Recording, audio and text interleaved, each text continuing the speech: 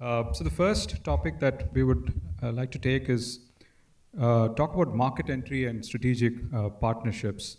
So let me open with Gopi, and the question is, what are the effective ways to establish credibility and gain trust with US industrial majors, the B2B clients, the partners that the startups and scale-ups would potentially work with? Since we are looking at this from a startup perspective, then one of those things that I want to emphasize on is, in addition to your product and what you have built till now, it's really important that you have a personal connect with the customer that you're interacting with, and there the importance of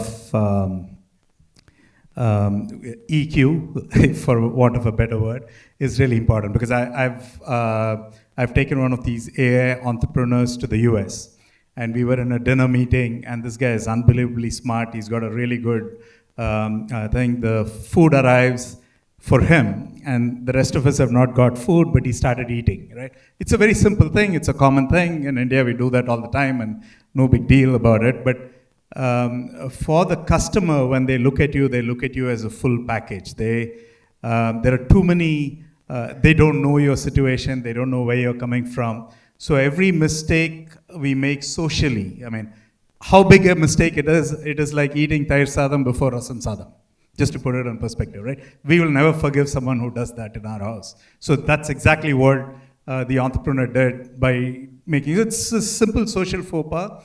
We have to be aware of it. And the only way you get aware of it is by spending time with your customers and spending some time in the marketplace. And this is not, whatever you read, whatever you look at in YouTube is not going to give you this sense.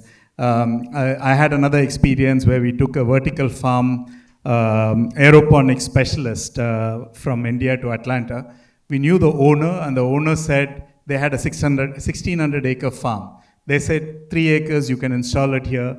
We got it all signed, just come over. We know the owner of the farm, the entrepreneurs with me, we go in there. We totally botched up the deal. We come back 3 days later, and we get a one-line response from the team head there saying, sorry, we are not going ahead with this, but it was great to meet you. One-liner responding. And this guy, in the past 6 months, has closed 3 different deals in India, but really messed up the US deal, because there were a few things that we said, the way we presented, the way we did things, did not work well with the US customers. They expect you to be totally buttoned up, which means when you say a price, it's not flexible. It's a price, right? It's not like 20 to 40. No, it's either 25 or 32.5. They expect that, right? And it's not about right or wrong. It's about, and when you give your marketing material or a brochure, there cannot be a spello in this. There cannot be a color combination which is not right. So you've got to get 5 or 10 of these things absolutely right, under promise and over deliver.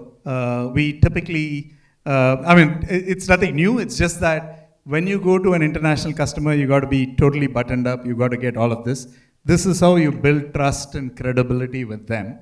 And it's also important that you somehow become a part of their extended team, because I see Indian entrepreneurs being extremely intelligent. So you can, in the first 2-3 months, we can make 10 faux pas, but because of the credibility you bring or the actual work that you do, people are willing to forgive all of this and get you in. But you need to make sure that you're part of that team and that you connect 2 levels above where you're doing the deal. If you're doing the deal with the director, then please connect with the senior director and the vice president.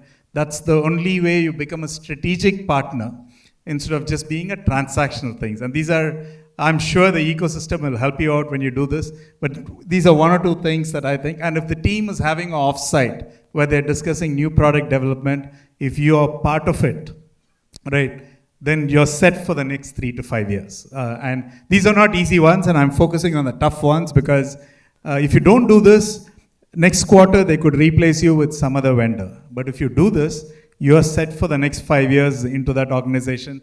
They will want your inputs. If you're part of their new product roadmap, you're home. In addition to being a supplier base, if you're part of their new product roadmap, They will invite you for everything. They'll want your advice.